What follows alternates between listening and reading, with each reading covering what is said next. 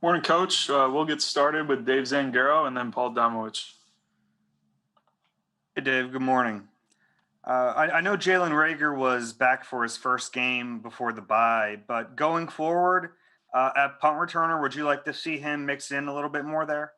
Yeah, we'll see with Jalen. Obviously, just got back. He had been not able to practice for a long time. We didn't want to just throw him right back there in that situation, but I'm sure as we get going, we'll work him back in and see him more and more back there. Okay, Paul Domowitch and then Howard Eskin. Yeah, Dave. Good morning. Cam is fourth in net average, but his return, as far as the percentage of his punts that are getting returned this year, it's higher than the previous 2 years. But I mean, your coverage units have been, for the most part, reliable. Is that fine with you? Just a number of returns that we've had against us, or the percentage. Is that what you're asking? Yeah. I mean, his percentage of returns.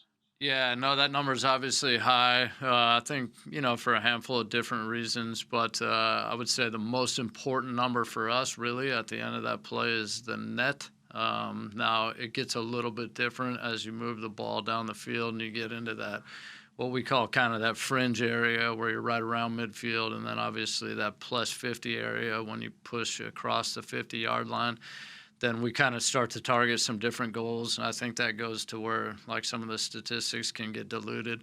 Yeah, I mean, when our field net, I think it's pretty high. It's up there around 45-plus yards when you just break down some of those punts that are out in the field.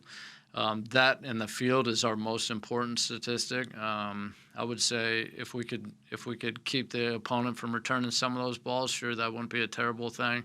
I think our guys have done a really good job in coverage. They've been really disciplined and sound. But if we could get that number down a little bit, maybe some fair catches, or even try to find some ways to get the ball rolling on the ground a little bit, some of your better nets come that way, that wouldn't be a terrible thing either. But obviously that group overall has done a nice job in the first 8 games. Obviously we got a long way to go and a lot of football to play. Okay, Howard Eskin and then Nick Piero. Dave, I don't know if you've addressed it or since the last game, and I hate to go back to the last game, but that kick at the end, number one, were all the players aware that that's a free ball after that safety? And if so, it seemed like nobody wanted to make a fair catch, which is obviously another way to prevent what almost happened. Can you explain that whole situation to me? Yeah, it's obviously a unique situation in the game there. You referred it to as a kick. I would call it a punt because it has to be punted. It can't hit the ground in that situation, but it's a post-safety punt is what we call it. Obviously, it's also late in the game there where we have our hands unit on the field. That situation, I would say, puts a lot of pressure on the hands team because you now have, instead of 65 yards of field to defend with the ball on the 35, now the ball is on the 20.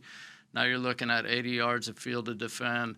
There's a lot of rules on the play, but some of them is once the ball leaves his foot, it's like a kickoff, so it's no longer like a punt. And I say that because that means if the ball's in the field of play anywhere, it's a live football, to your point. I think our guys were aware that the ball would be a live ball in that situation. We did talk about in the huddle the potential of him punting the ball or putting the ball high in the air. And we talked about making a fair catch for that. Greg Ward, who's a returner back there deep, did not put his hand up for a fair catch, but Richard Rogers, if you look at it on the left-hand side as the wing, he actually signaled fair catch. If anybody signals fair catch on the field, then the protections apply for the whole field. So another interesting part of that rule. Then there's another deal where with the hands team, some of the new kick return rules, you can't block in the first 15 yards if the ball's in the air until the ball hits the ground, which on a normal onside kick, the ball usually hits the ground right away. So it's not a factor, but obviously on that play, it's a factor. So I thought our guys did a good job. They dropped back 15 yards. We had one guy blocking, I think it was TJ Edwards, blocking right at 15 yards. And then at the end of the day, it's obviously a unique play, unique situation. our goal at the end of the play is to come down with the football. I thought our guys did a good job with that. I think obviously their goal when they're on the other side is to get the ball back. They didn't get that done. They gave us 2 points with the safety. They gave us the ball back. We got good field possession. Obviously, I would say at the end of the day, the whole play was a net win for us. That being said, there are some things, especially after seeing that play in hindsight, that I would do schematically a little bit different and put our guys in a little bit different situation. But at the end of the day, I thought our guys did a great job of digging the ball out of the pile and making sure we had it at the end of the play there. But really unique play. You don't see it very often.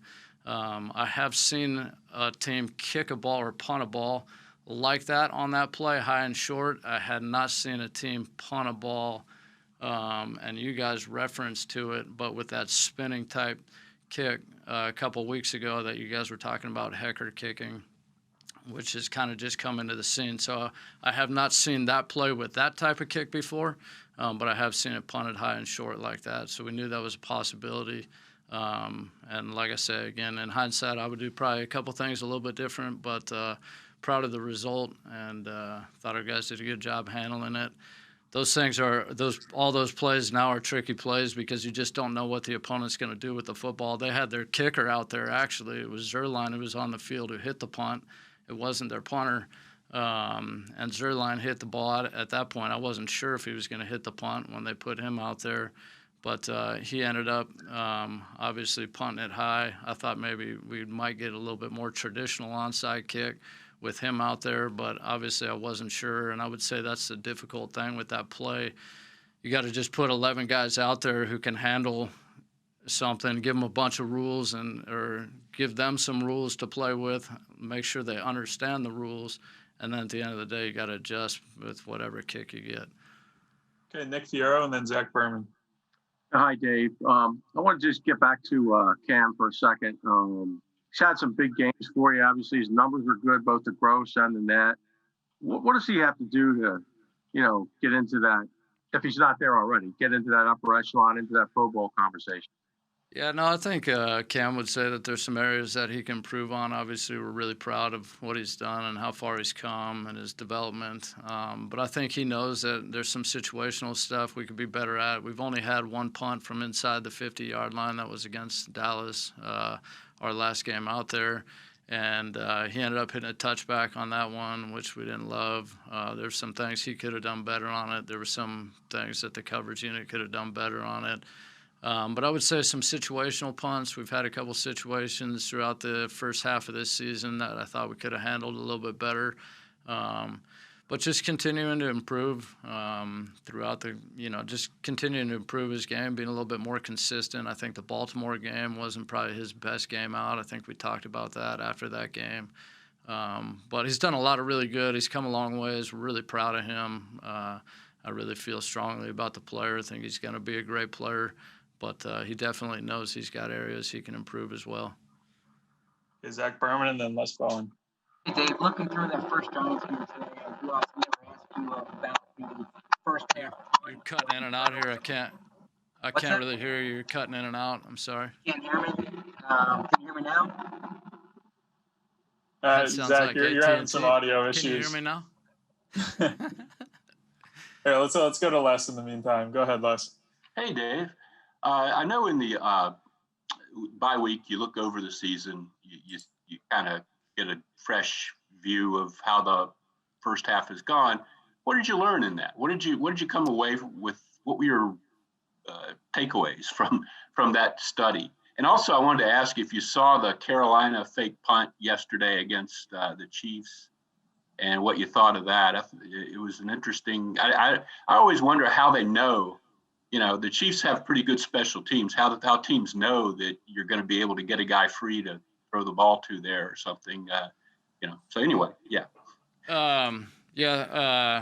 Where we at after the first half of the year? I would say nowadays it's. We do so much scouting throughout the league. Kind of getting to your point of the Carolina play, like every week, that it's less of like get to the bye week and then go through and review everything. I feel like we're self-scouting ourselves all the time, and we're looking around the league every week. And then I will answer to your point on the Carolina play. I know it was a throw. I have not seen the throw yet. I know there was a fake, but I usually get to that probably later today or tomorrow. So, next week I could tell you more about it. Okay. But yeah, just kind of where we're at in general, I would say, our coverage units have done a nice job, I think, overall, just been fairly consistent. Obviously, our punt a little bit better in the kickoff. I think when you take off on the kickoff cover, we had the 1 second level bunt. And I don't know, I think depending on what statistics you look at, that drive start might get incorporated into our overall drive start, which to me is a little bit different play and a little bit different situation. But I think if you take that out of that, I think we're probably up there in the top third somewhere or something like that. I think those guys have been consistent. We've had one return over 27 yards. I think it was to the 37-yard line. Other than that, everything's been held inside of 27 yards with our kick cover. So I thought those guys, for the most part, have been really consistent. Punt has obviously been a positive. A lot of good plays, some situational stuff we can get better at. Kickoff return, we had the penalty early on in that Rams game on a really good return, which is unfortunate. And I think that's kind of where we're at right now with the kick return. We had the bad Pittsburgh game. We didn't play well enough in that one. And then I think for the most part it's been average, but we haven't had those really good returns, so we got to find a way to get a little bit more out of that. I think if we do that, and then I think what happens when you have a really positive return, the numbers jump up in your favor, and we'll be kind of sitting where we want to be. But we need to have some explosive plays there, trying to find a way to create some of those. And I'd say the same thing on punt return. I feel like we've gotten better and better. We had our best return of the year against Dallas there, that 22-yard return. We set up good field position. I don't think our opponents are still not netting a whole lot, or they're still not grossing a whole lot of punt yardage against us, so that makes it a little bit harder to return the ball. But we could still do a better job in that phase. So I would say, I don't know. I mean, we're always looking for ways to improve. I know that we have a lot of area or room for improvement. Yeah, we got a lot of football left in us. I think we got a bunch of good opportunities sitting in front of us. I'm happy with the effort the guys have been given, the way they've been practicing and working, and I feel optimistic about what we'll do this second half of the year. Thanks. Okay, we have time for 2 more, looks like. You want to try it again, Zach? See how your audio's doing? Yeah, can you hear me now? Yeah, a little bit better. All right. I'm sorry about this. As I went back through the Giants game, I realized we didn't ask you about the first half punt when the gunner was uncovered. What did you take from that play, looking back on it? Yeah, they ran a late substitution there. They actually ran that same substitution this last game. They ran a late substitution on us. We just had some miscommunication. We didn't get a guy out there to cover him down. Okay, and then we'll end it here with Tim DeMoss. Hey, Dave. Just a couple quick questions. How much is set for you in terms of personnel, who's going to do what, how they're going to be used week to week, and how much do you have to create a brand new specific template for what you're going to do for the next opponent? And then kind of related to that, what's it like for you in terms of in-game adjustments and the way the game can turn quickly? How do you make those adjustments and keep the players ready to roll with whatever has to happen on the fly? Yeah, no, I would say that's a huge challenge. Obviously, injuries makes that a challenge. New players coming up, there's a lot more than just a handful of plays that we run in the game. You're also talking about all the situations. So obviously, like the hands team versus a punt, the hands team versus regular onside kicks this week, the next week, and then that depth chart changes obviously week to week. And so it's not only just the traditional plays that you see, but all those situational plays, punting out of your own end zone, punting late in the game when they bring extra rushers off the edges. How are you going to handle that? You got a new gunner in here. Does he know the rules? So there's definitely a lot to work through. I think, the easier you can make it for the players, the more straightforward, the less they have to think. I think it helps them, especially when you're rolling through players. Obviously, we've had some injuries and stuff like that. In terms of how much am I involved, at the end of the day, I get notified who's going to be up for the game. We do a great job of communicating that in the building here. I get notified fairly early in the week who we think it's going to be, and or if we don't know for sure, it's maybe player A or B. and that helps me out plan and practice and get those guys prepared. But yeah, I would say it's a challenge. I mean, it's definitely a challenge of the job as part of it.